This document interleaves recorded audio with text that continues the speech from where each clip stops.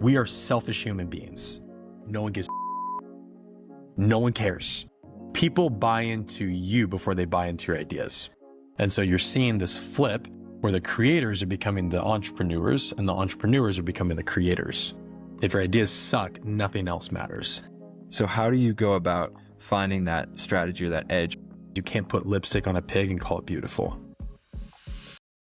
Jeremy, thanks for being here. Happy to be here. Yeah, thanks for having me in your space too. This is sweet. Welcome to my humble abode. Yeah, this is awesome. First in-person podcast for the expert method. Jeremy, you are an expert, all things related to organic content. We've known each other. We've known each other for years, and I worked in the organic content game myself, and we know hundreds of other people who do the same in agency and other communities that we've been a part of. And I got to say, in my conversations with you, you understand the game of organic content and digital marketing and content strategy and the ingredients of what makes content work better than anybody that I've ever talked to. Like, you can articulate it so clearly.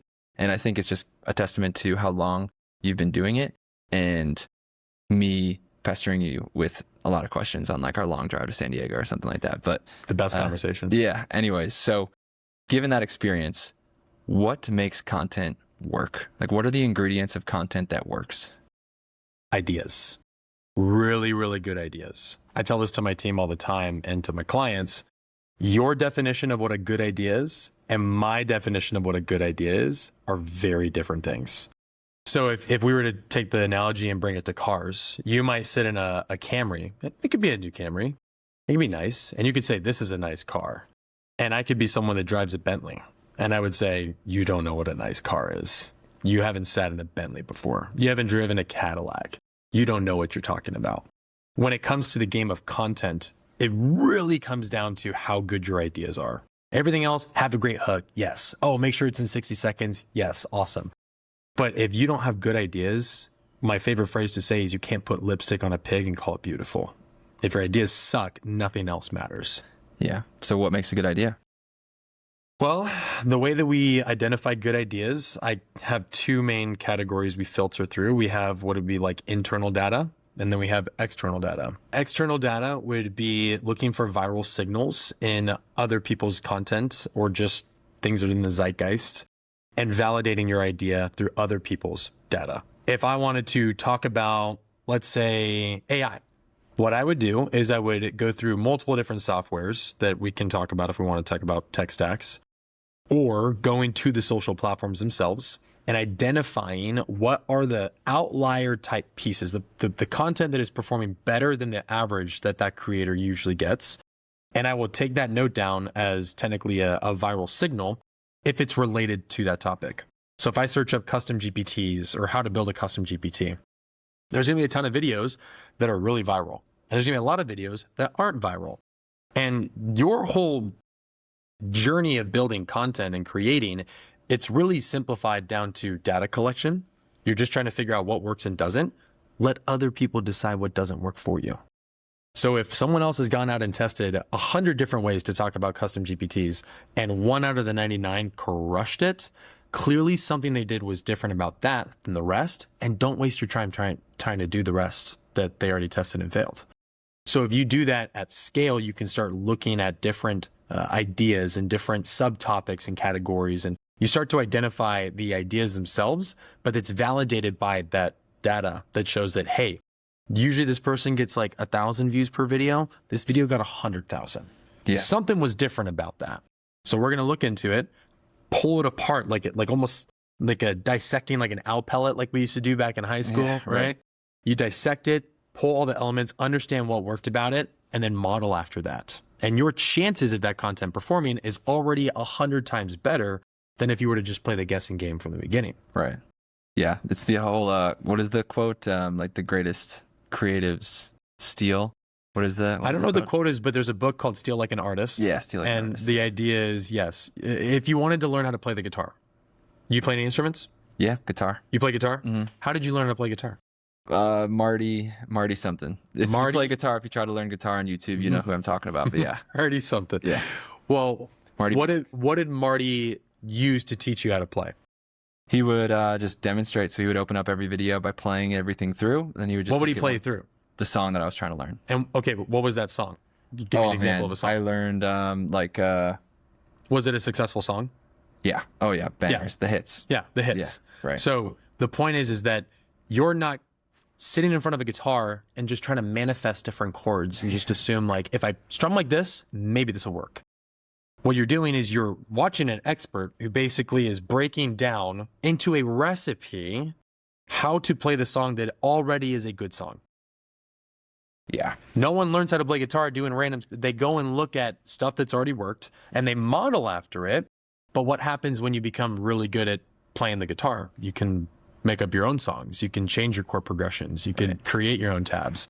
You can do what you want, but because you understand the game. Yeah. But people don't borrow that idea or understand that for content, and they think, I have to create from a vacuum. I don't know how to talk. I don't know how to do this for the camera.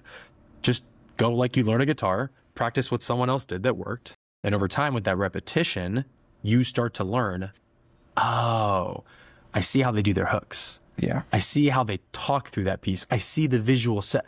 This starts to make sense. Yeah. So that's external data. That's external data, that core metric that you're looking for is views, right? That's number one. Views would be number one because it's the easiest to understand distribution, because that technically is, the basic number. But you do want to look at things like saves or shares or just overall engagement, because there's videos that have performed really well that get really bad engagement. In fact, this is kind of a side note, but if I ever look at accounts where they get really, really great views and they get bad engagement, 9 times out of 10, they're inflating that by just putting ads behind it. Because it wasn't actually a good video. They paid for the views, but the engagement doesn't reflect that.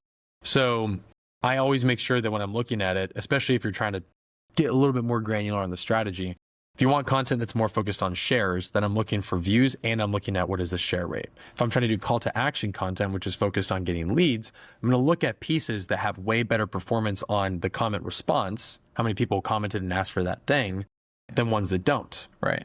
That way you are achieving the goals that you're trying to set out for yourself. The metric you're optimizing for really depends on what the objective for the piece is in itself. I don't know if this is super related to short form content, but I know that Mr. Beast, he talks a lot about every single video that he creates starts with the title. Like that's what he starts with. Yeah. In the short form world, are you starting with the hook then? Because the title obviously on YouTube is super important because that's the first thing that people are going to see. Yeah. The title then informs the thumbnail. So it's the thumbnail title combination that is the most important thing to get people to click. Yep. Right. So that's where he starts.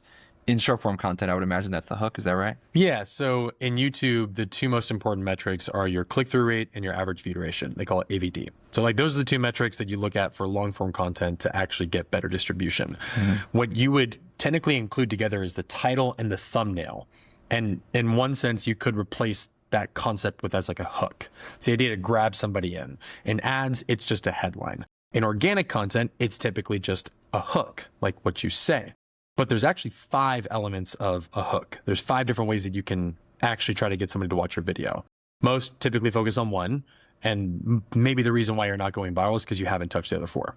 So the 5 is 1, visual. So what do you see? Now, on a long form video, what do you have visual? You have a thumbnail. And the better the visual, the better they're interested.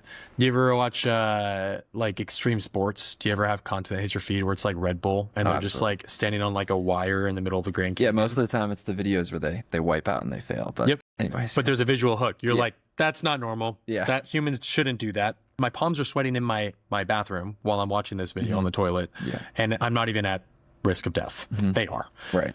But that's a visual hook. How you choose strategically your setting could make all the difference in if someone watches your video or not. Talking head content like this, where we do a podcast, this visual setup where I have like this background, the wall, I got the lights, all that stuff. Cool. Almost anybody can emulate that. So part of how I think through strategy is what do I have available with each client I work with visually that would look different than everyone else? You asked me about my meat and dairy farm that I work with.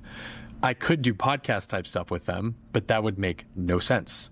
They have like 50,000 acres that I could just drive with them on and do content we call run and gun style, where dude with the beard like Duck Dynasty is hanging out on the rails, looking out at a red Angus and talking about the difference between a black Angus and a red Angus and if the actual meat tastes better. I would do that all day long over there because visually that's going to stand out.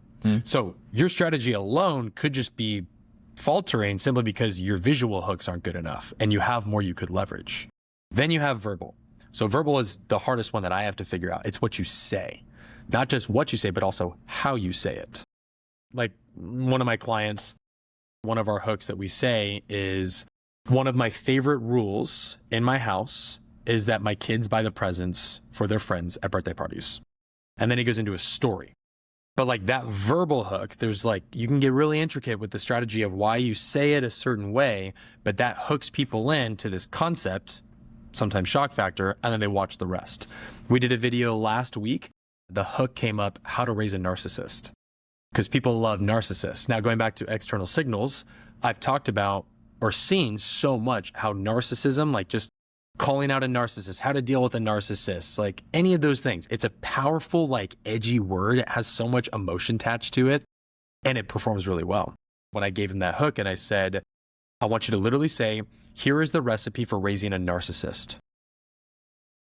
Interesting. Or if I wanted to raise a narcissistic kid, here's exactly what I would do. That's a verbal hook. We can sit in a studio like this, but if you say something that's powerful like that, I'm watching the video.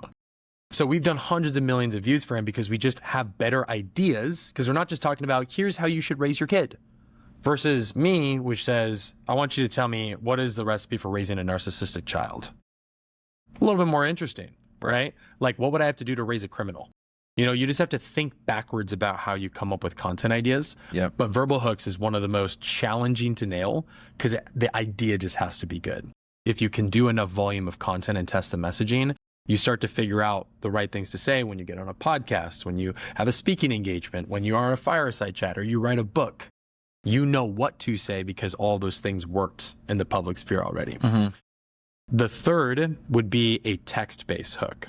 So text would be the same as a headline. So going back to YouTube, you have a visual hook, which is your thumbnail, and then your text would be that as like technically the headline for it. Right. This is an easier skill to learn, but actually a lot more difficult to master because the deeper you get into it, the more you realize it's a skill of copywriting to actually get good at this. And if people don't know what copywriting is, I'll make it very simple for you. It's people who are very good at writing things that get you to buy. Yeah, persuasive writing. And so one of my favorite quotes of how copywriting works is getting someone's permission to read the next line. Because essentially it's what you're trying to do. You're trying to keep their interest, and the right things that you say get to the point where they eventually go, shut up and take my money. I want whatever it is you're offering me. Right. It's one of the most underutilized skills in America. Like if you want to become a millionaire or be the first millionaire in your family, learn how to be a copywriter. So if you can figure out the text-based hook, that can go on your videos for short form, and they're usually small. I would never do more than 8 words. Don't overwhelm the viewer, especially if it's like talking head type stuff like this. And I would try to figure out a clever, creative way without being confusing, how to increase either shock or curiosity into the video. If it doesn't do either of those two things, and that's kind of like the core, it's probably not that good of a text-based headline. Fourth is super simple. It's audible. Audible was the sound that you hear. If there's a certain trending music that is going viral right now, and you're scrolling and you hear that trending music, you know what's coming. There was a video a while ago of like a blue shirt dude or something like that did this crazy dance on TikTok, and it was like all up in the hips. And I can't remember, it was like dun dun dun dun dun dun dun dun. And I remember that anytime I would hear it, it would build up before the reveal of the person's dance. But this guy he just moved his hips just like Jello dude. He had it. So anybody who tried it, when you do the trend, it was like, let's see how good this guy is at this dance. Mm-hmm. But that's why trending audio is such a popular strategy for going viral that I hate. You're always chasing tail, but it's audible. It's always the sound that gets you hooked into it, and you'll watch because there's usually some kind of payoff at the end. Mm. And the last, we call it the Hail Mary. It is your caption. So if someone's looking at your video and they're not interested directly with what it is about, and they look over at the engagement metrics and they're not really sure if this is a video worth their time, the last thing they might check is your caption. So most people don't do much with their caption, or they leave it, or they do something boring, but that could potentially be a hook that gets you to watch it. My favorite example to teach this is with an account called Memesar. Have you ever heard of Memesar? No. They got like 100 million followers. Like all they do is just repost the craziest compilations and fails that are out there. So you've probably seen their videos, you just don't follow, but it hits every feed. And what they do is they'll find compilation videos of fails. And it's like, let's say it's someone trying to like do like a crazy jump, and they're on a bike and they're on the top of a roof. You might already be visually hooked, but the caption might say like, I did not see that coming. Yeah. And when you see, I did not see that coming, you go, now I have to know what happens because I thought that I predicted what would happen. But if the caption says that was not what I expected, right. Therefore now there's a curiosity gap and you want to watch. Mm-hmm. So that's a masterclass on the hooks game. Yeah. To answer that question about in YouTube and what Mr. B says, that's the intricacies of the short form game and how to leverage it. So, right. And what Mr. B said is he will have that thumbnail created, the title written before they even step onto set and film the video. Yeah. Are these things that you are clarifying with the ideas? Obviously, like when you're on set, when you're making content, there's always new ideas that come up in the midst of shooting, right? You just get something, right? Especially as somebody like you is listening to your client speaking, you can just come up with ideas on the spot.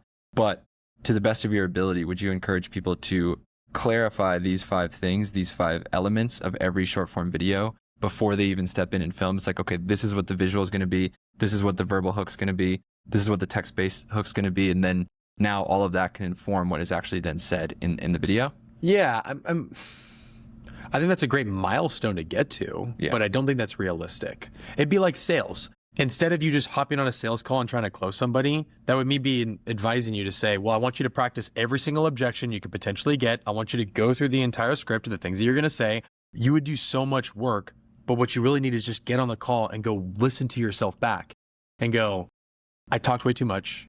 I didn't do this right. And then you actually learn what things that matter for helping you get better, or you send it to a coach and they teach you. Right. But what you need is to just start. Yeah. So come up with good ideas. I think the ideas matters more. One of my other favorite quotes, I have a lot of favorite quotes, by the way. Abraham Lincoln, if you give me 6 hours to chop down a tree, I'll spend the first 4 sharpening the axe. So when you're trying to plan for a content session, I would spend whatever additional time you can preparing better ideas and then spend a couple hours shooting content. But don't neglect the ideas and spend 7 hours shooting. Be like, I shot so much content. You didn't prep any ideas. Yeah. You could have spent 7 hours wasted on the wrong ideas that aren't going to work. Yeah. And this is the value of working with somebody like you and your team, because you guys will do the work behind the scenes to prepare all these things so that you're taking better at bats every single time you step into the studio to get higher quality content that's going to perform well. But I 100% agree with you that for me need to look in the mirror and take my own advice on this is just don't create too much friction for yourself that it's just impossible to start and get going. Because you can spend all the time in the lab, right, thinking, but you're not going to learn. You're going to learn 5% as much as you would if you actually just put stuff out there and start. But that's why I would go for like external viral signals first, because we didn't even talk about internal, but viral external is the simplest, because all you have to do is go use any of the software tools that are out there that'll help find the viral videos, or just go scroll on social media for a bit and you'll see what ideas work. Yeah. So then you don't have to do all of that brainstorming in your head. You're not spending 4 hours looking at a blank canvas like you're Da Vinci and you have to paint the Mona Lisa. What you're doing is you're basically figuring out what are the best ideas out there based off of all of that data that they already did that work for me. And then I just go create that. Yep. Just replicate it. And then the dream is, yes, over time, you want to understand how to know what's a good idea or not. But you shouldn't be spending the majority of your time on the wrong things when you're just getting started. Yeah.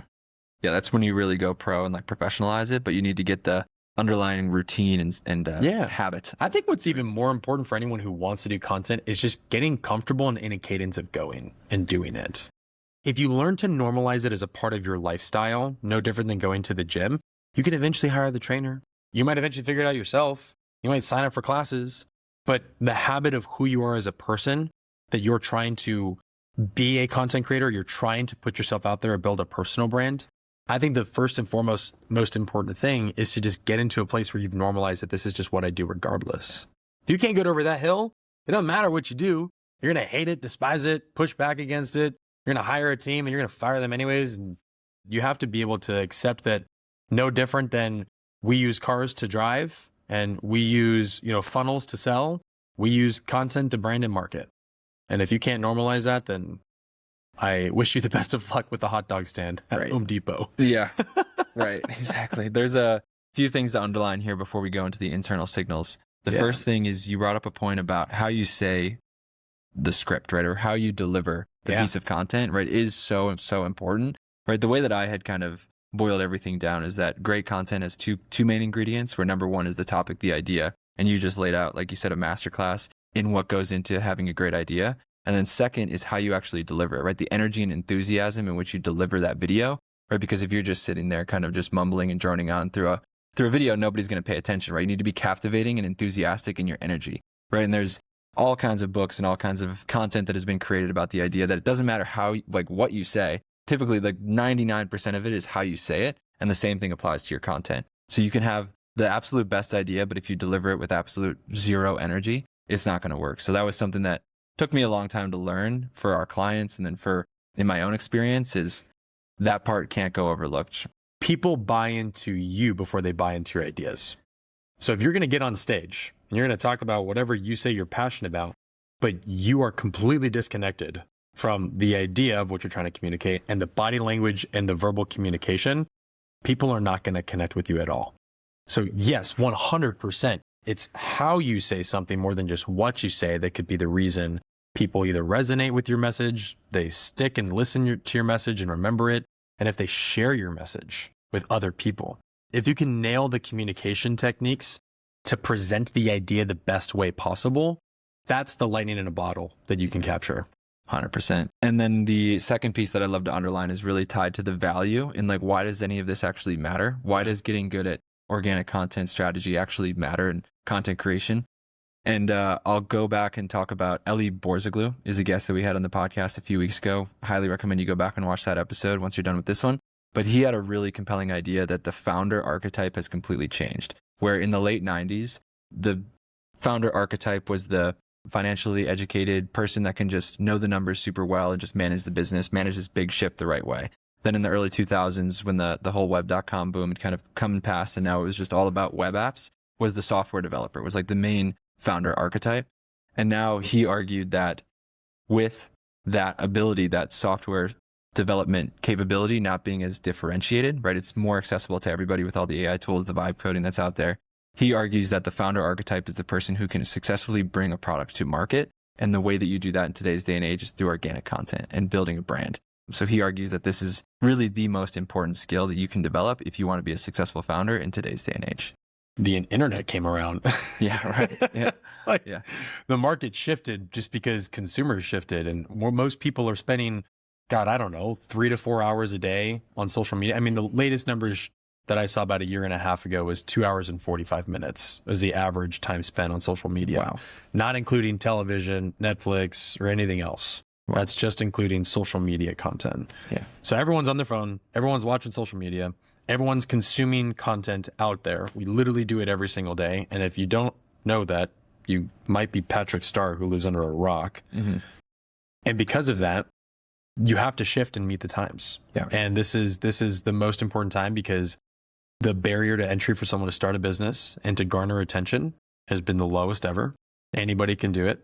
And so you have rookies and beginners who have no idea how to run a business, garnering millions and millions of views, who are broke.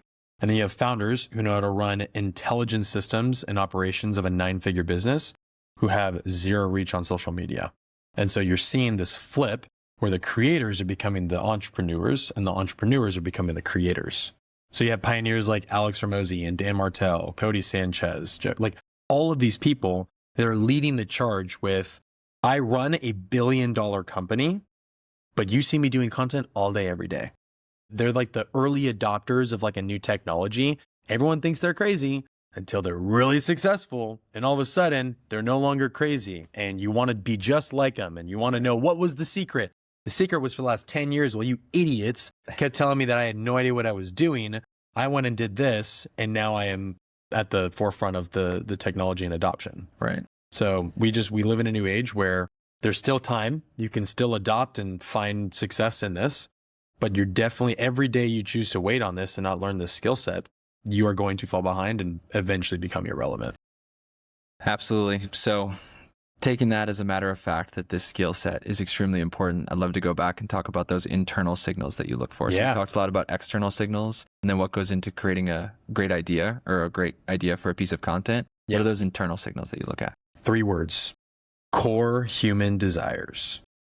So in copywriting again, like we talked about, the skill of being able to persuade people through written copy to do anything really. I mean, buying is the main thing. Like a copywriter is really designed to help sell people into buying some product or service. But there's also copywriters that sell you to donate to charities and to nonprofits. You have a skill set where what you have to do is understand the universal principles so that you could work with anybody as a copywriter. Meaning that I could be a copywriter and work for a sales agency and sell people into their program. I could be an affiliate that sells products for other people and I make a commission, but I just know how to sell really well through email and I build a big list. It could be a bunch of different things because the secret is that across the board, it's the same game. You understand that it's certain things that you say that trigger certain things that are on a deep psychological level resonate with us. So I could sell you a pencil or I could sell you a $40,000 mastermind. I'd use the exact same strategies. So when it comes to internal validation that we look for in ideas, I try to boil it down into any of the core human desires we all have. These are universal. These are things that everybody desires. And then you just figure out how to tap into those. So I'll try to give them to you on the fly. So we have make money. Make money would be pretty obvious. I like to make money. Do you like to make money? Yeah, absolutely. Wonderful. Do you also like to save money? Yeah. Saving money is another great one.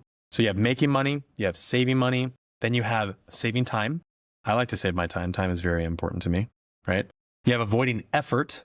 So effort, I like to be lazy. I'd like to get the magic pill so that I lose the weight, take GLP-1s or retatrutide and not have to go to the gym.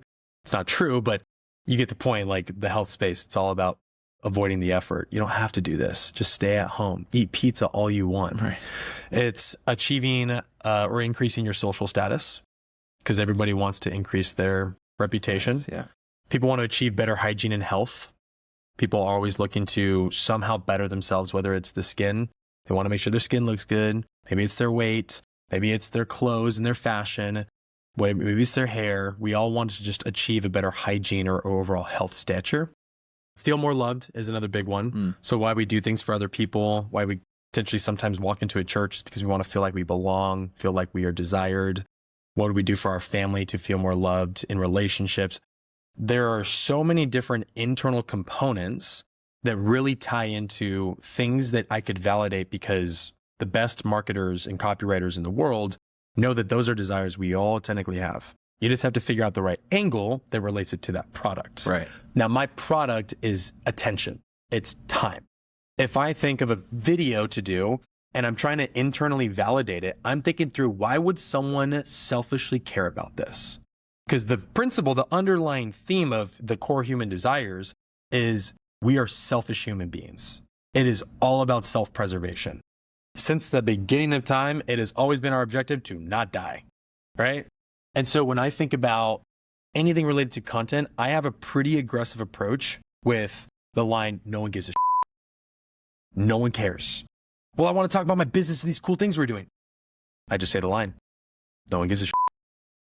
I love what you're doing. I think it's amazing, but strangers don't care. Be real with me, bro. Do you think about my business every day? Unfortunately, no. You don't think about the success of my business every day, Ian? No. Dude, you're such a jerk. Yeah. That's the reality we all live. We have our own world. We have our own Maslow's hierarchy of needs. There's certain things that need to come first in our life to be met in order for us to then start thinking about other things. And so for the majority of people, we care about ourselves. And then when I tie in these core human desires, I can basically validate an idea that goes, what's in it for them? Why would they care? Well, this is going to teach them how to make tons of money in their business. Now they might care. Two of the most successful repeated pieces of content that we've seen in the money space, how to make $10,000 a month. You make any video about that, it's going to rip. Everyone's going to save that video for later because 90% of people are W-2 and they would like to make 6 figures a year. Yeah. Second is how to become the first millionaire in your family. That hook and that text-based headline, it works every time. If I wanted to make a video and I said, my hook was, if you want to be the first millionaire in your family, here's what you need to do. And you just start listing it out. Now, hopefully you are someone who can validate that by having proof that you've done it. But the point is that making money is that core human desire. That's why it works. I could take any video that is out there that is viral and I could go and give a reason for why it performed the way it did because it ties to any of those desires that we have. Yeah. And so I would say another one of the core desires we didn't talk about was to seek more comfort. Like we want to have a nicer house. We want to have nicer studios. We want to have a sauna in our garage. I want to have that. We love the idea of being comfortable. And so we also make plenty of effort. Why do you want to be better in business? Why do you want to make more money? Well, I want to make more money so that I can, get the bigger house. Why do you want the bigger house? Well, I've always wanted like a man cave for my friends. It's like, okay, but why do you want a man cave for your friends? Well, I love Sundays and I love football and like I want to create experiences. Why do you want to do that? Every time you ask why, you go deeper and deeper and deeper to the root, which usually comes back to one of those core human desires. It's to feel more loved because you have community and people over and you want to feel like you can give to them. It's to gain more comfort because you want to have your own space that's free of maybe kids' distractions or the wives are all in the kitchen and talking and you can't listen to the game. It could be so many things. Yeah. So you validate every idea by starting at the principle of no one gives a what's in it for them. What's in it for them is maybe one of these core universal desires, and you just have to spin it. And so any idea that I come up with, I can usually validate it by figuring out which one of those it applies to. And if it doesn't, probably not worth their time. Yeah. Right. So every idea, you have to figure out a way to frame it in a way that you're helping to speak to that individual and helping them to accomplish one of those core human desires. And you could apply that, again, underlying principle of copywriting. You can apply that to the content that you're creating and why this video is going to help you accomplish one of those core human desires. But then I would imagine that you also need to apply that to the messaging for your product or service itself. It's not 100%. Just talking about the features and the things about your product or service and what you're going to do, your process, whatever, right? It's going to be how you're going to create this outcome for this individual that attaches to one of those core human desires. The problem is that we try to treat like organic content separate from everything else you learn about business skills. You come in with this blank slate being like, I don't even know what to talk about. What about everything else you've learned about business and marketing and language that you shouldn't just not like be applying into content? It all overlaps. Yep. Most of my training for how to get good at content and how to coach through sessions and also how to understand it really comes down to sales training, copywriting, and ads. Yeah. Like probably psychology too. And psychology. But all of those things are not, you wouldn't think to go study that for organic content, but you would definitely think about it for a landing page. But the thing that we're all trying to accomplish, it's the exact same thing we're trying to accomplish, is persuasion. We're trying to persuade or convince somebody, whether it's to spend $1 or to spend a minute with us. It's all the same thing. To sell is to be human. You're always trying to persuade. Hey, I think that we should go here for dinner tonight. Hey, I think that you should join my team and you should be a part of this organization. And it's not necessarily always selling people, but we are trying to sell people all the time. Like if I want to convince somebody like to follow Jesus, I'm kind of selling them a little bit on him, but I'm not actively trying to sell them something I don't believe in. Right. So it's not like bad sales, like used car salesman type stuff. Right. It's just persuasion. But if we take that for time, because time is just as valuable, and people say all the time is money, then if you have that same reverence, the same strategies work too. I'm trying to convince you not just to read the next line, but to watch the next 3 seconds. Yeah. And the same strategies apply where if you're thinking about starting a product or a service, where do you start? You start by identifying a problem that this individual or this group of individuals has, and then you come up with a way that you can solve it, right? And then that turns into your product or service. The same thing applies to your content. Like what questions do these people struggle with? What are the problems that they have that I can help teach them how to solve through my content? Yeah, if you want to go the educational route, it could be directly solving problems. That's kind of like level 1. Like most advice you'll get out there is like, if you're going to make content, go figure out who is your avatar, who are you trying to reach, and what problems are you trying to solve for them, and then go make content solving their problems for them. It's a very great method, and it's a great starting place.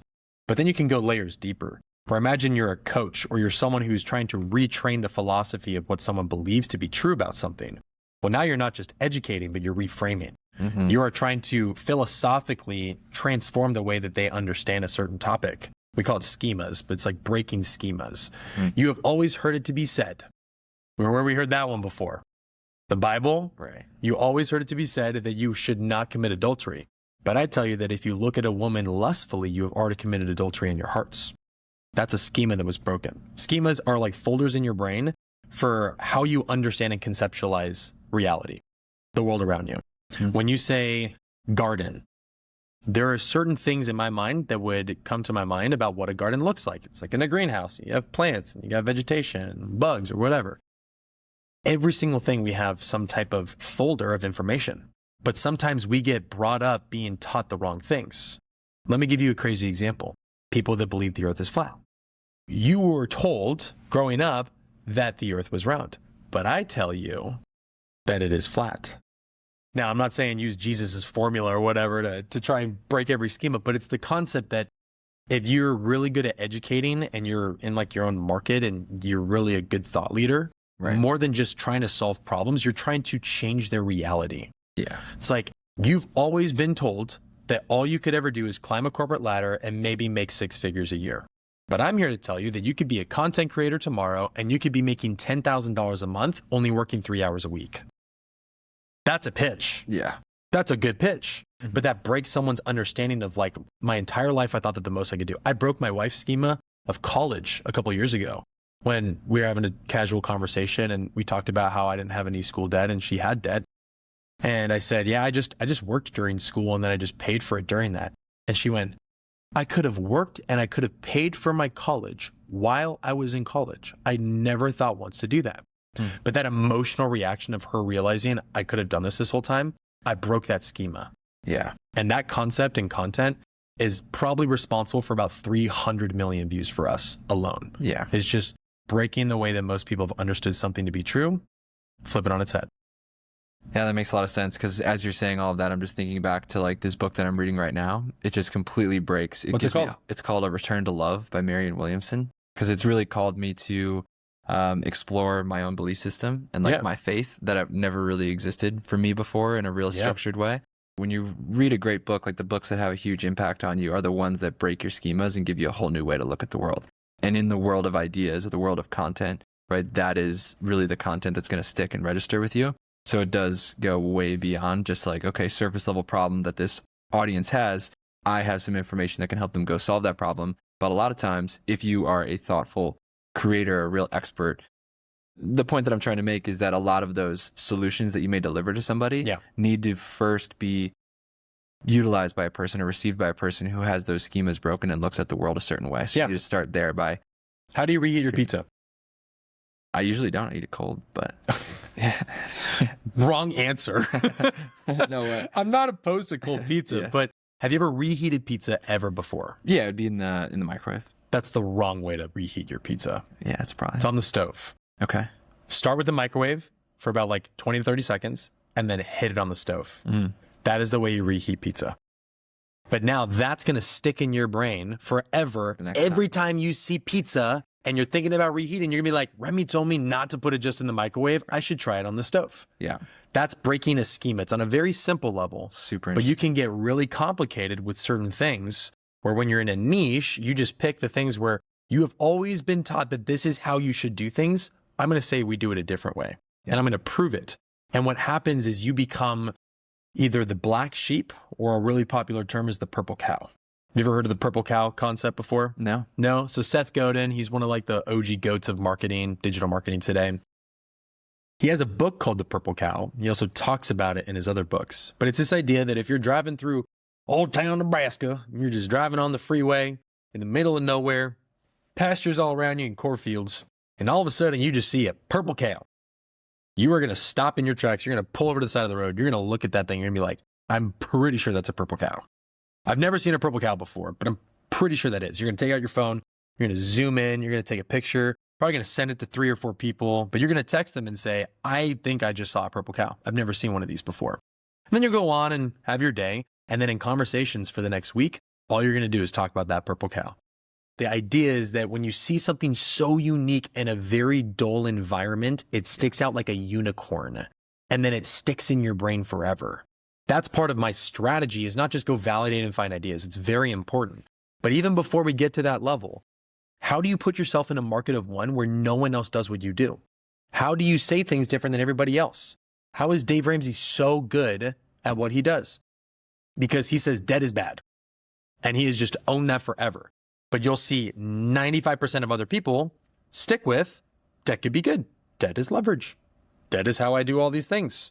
And they'll fight against Dave Ramsey. But they are so successful because he has just planted his flag that he is different from everybody else, because they don't just sell to the logic, they sell to the emotion. The logic is, but I could use it for all these things. But you don't experience the freedom of having zero debt.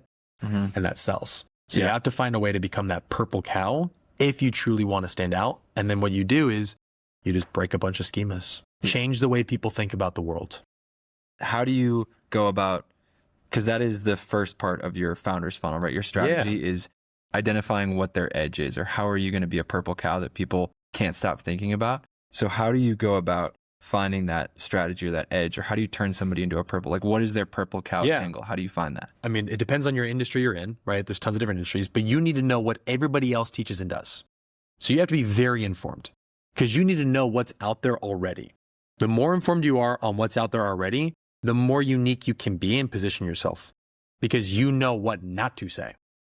Most of my experience with business and entrepreneurship and content is a series and string of about 7.5, 8 years of running unsuccessful businesses.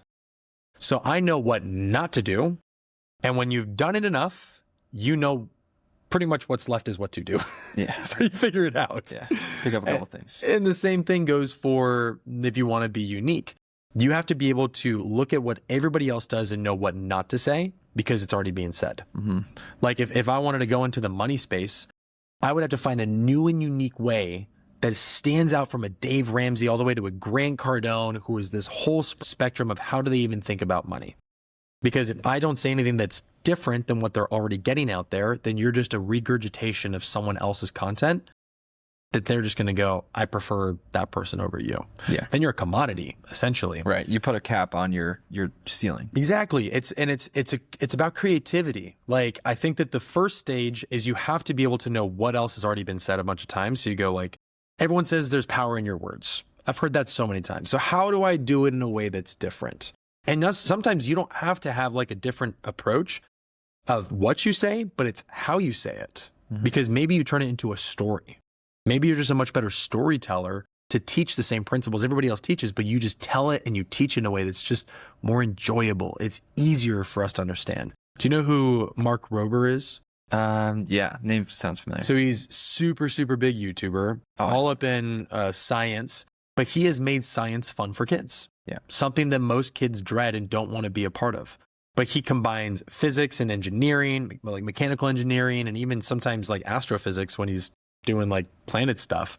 And he's making things fun for kids because he just takes the approach of a boring subject and does it in the most unique way possible. He creates those visceral emotional reactions in kids that go, I like science. I never thought I would like it. So know everything about your industry, which takes a lot of research and a lot of awareness. Know what is being said out there. And then once you know what's being said, you know what not to say. But then the real skill is how to be the most creative with saying it in as many different ways as you possibly can. So whatever your ideas that are counter to what everyone else says, then it's just testing creative language where you say things that maybe haven't been said the right way. And you can test it. You just test different messaging and use different analogies or tell different stories. Usually, I think it was a Hormozy video that I saw recently where it was explained that he just has 1,000 things that he says a million different ways. Yeah. That's it.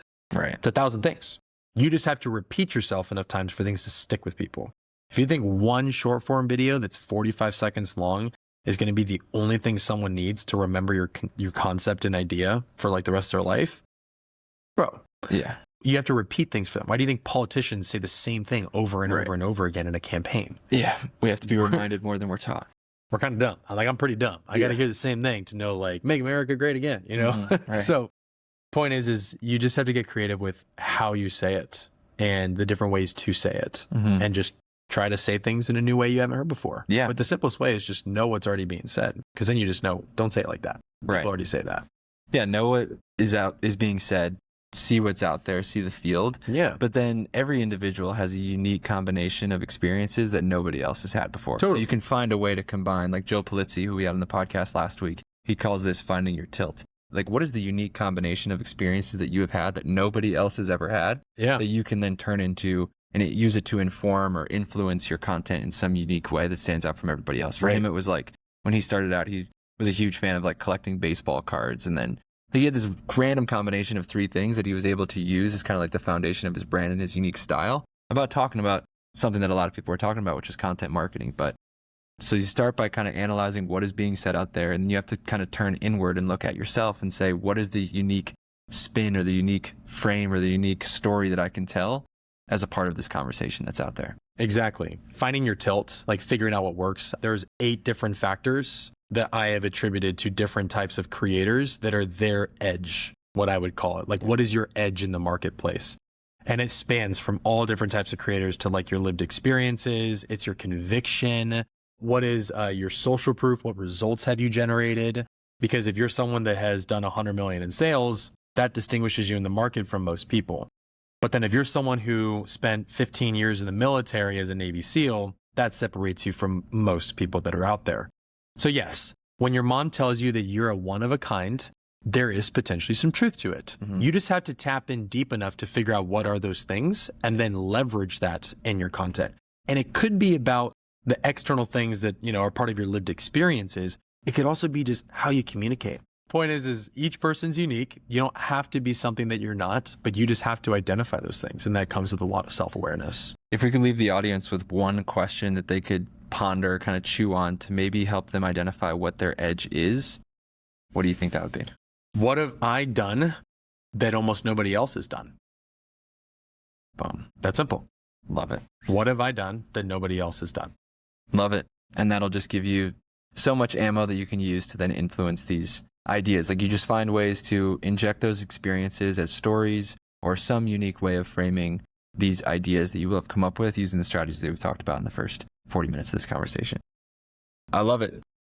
Jeremy, thank you again so much for the time. I have one kind of final exploration that I'd like to do with you, and it's way off topic with organic content. But it seems like for you, I've known you for a few years now, faith, family, and business are not separate categories for you. It's something that kind of all comes into one. They seem very connected. So how has faith shaped your definition of success, ambition, and responsibility? That's a good question. Nothing else is more important in this world than like my relationship with God. Everything else is going to burn and destroy and wither away. And if I spend most of my life building my own castle and kingdom, He will humble me one day and say, you have no idea what eternity could have looked like for you because you got comfortable with your kingdom on earth. So for me, it's a sobering reality that I have to remind myself every day as you try to build a successful company where you make more money and you can be more comfortable and life can get easier, that's not the purpose of what doing any of this is for. So my first and foremost priority is my relationship with God. But then if you want to be a true man of God, the next priority on your list is your relationship with your spouse. Not your kids. That's what they get wrong, with your spouse. Because that is the second covenant that you have created, not just between you and God, but then you and your partner. So that becomes the second priority. Then the third priority is your kids. Then after that, I would say your health is the next and most important thing. You'd kind of argue where it goes, but taking care of your body is absolutely essential to being a good steward of what God has given us, because it's not our own. And then after that, you could argue between friends and business. I think some people will compromise or sacrifice the friends and community for the business. And sometimes I understand, like, got to do what you got to do to build a really successful company. And you can't always be at every, hangout that everyone offers. But business would then be there. And the problem is that what most people do is they put business before everything else. And they come to a point 20, 30 years down the road, divorced, estranged children, no relationship, tons of money in a successful business, and they're miserable. They're miserable. They go, I effed up. I spent most of my life thinking I was doing this for my family, only to realize that I was doing it for myself. In the world of entrepreneurship, that wrong mindset that we think we're doing it for them usually ends up separating them the most from us.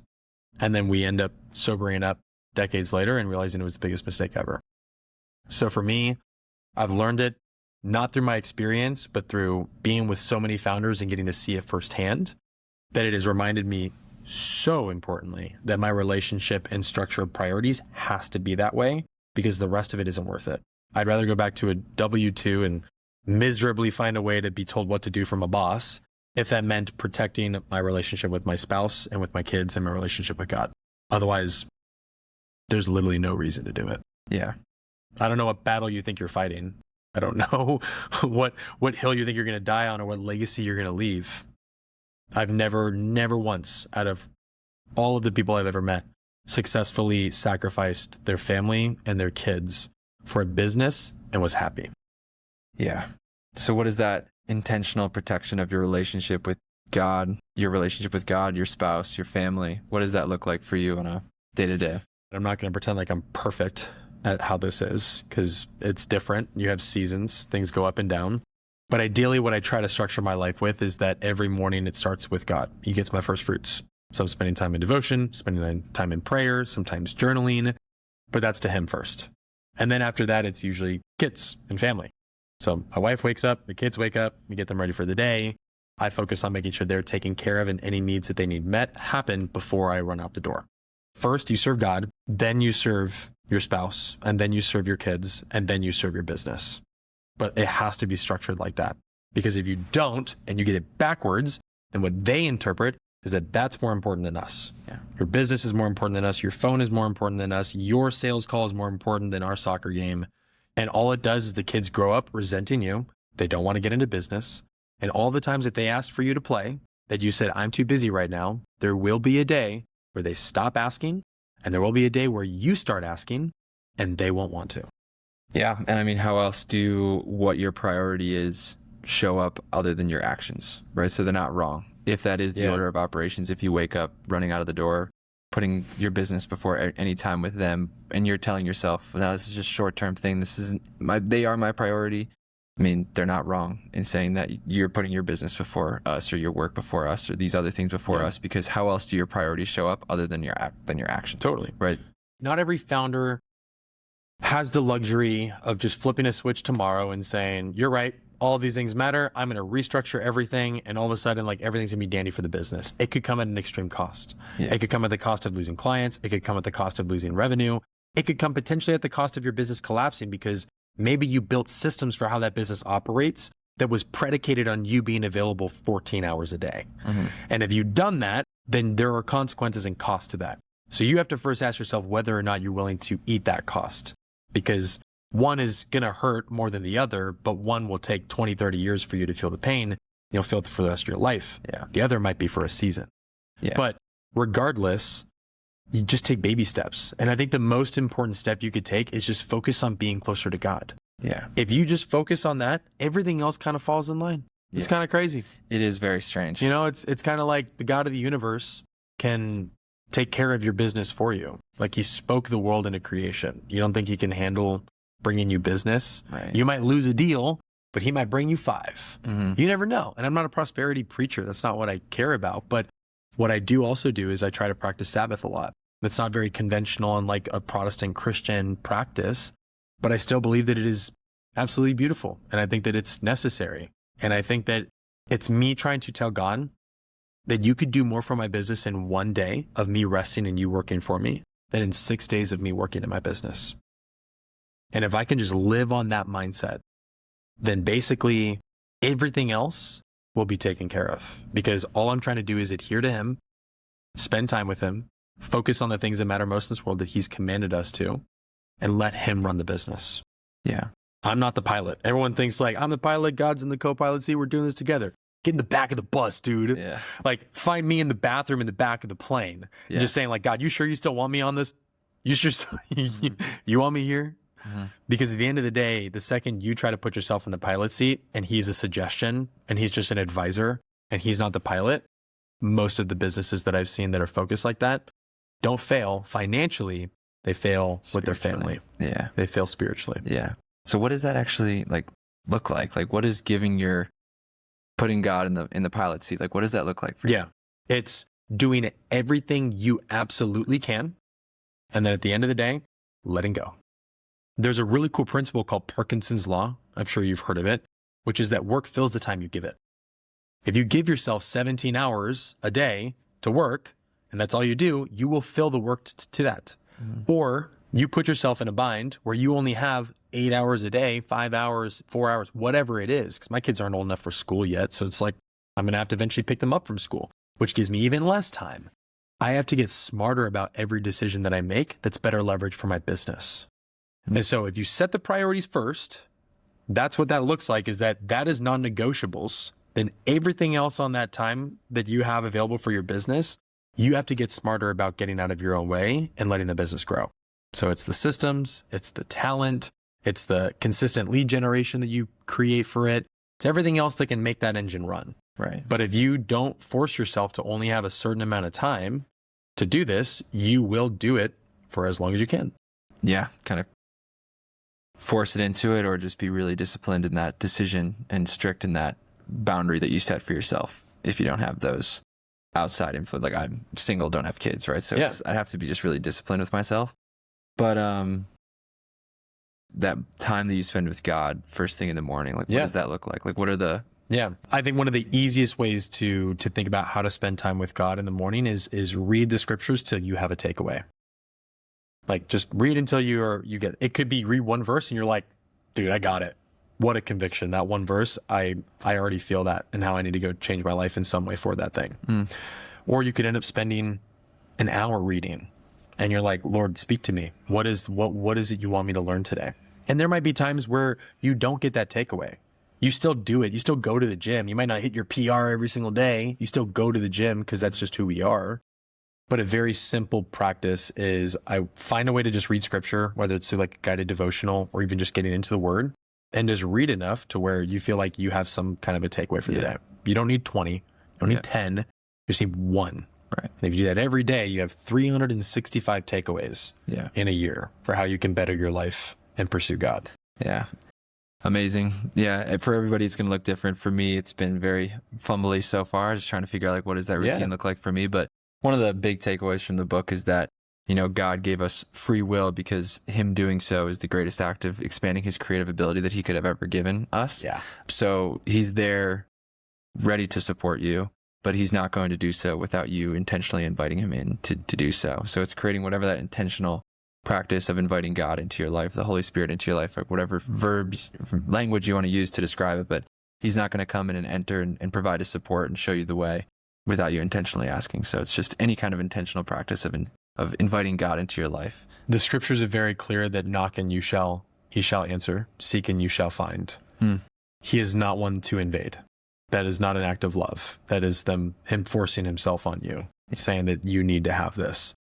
He will send signals. He will speak through other people. He will speak evidently through creation. He will do everything he can to open your eyes to that fact that, yes, go and spend time with me.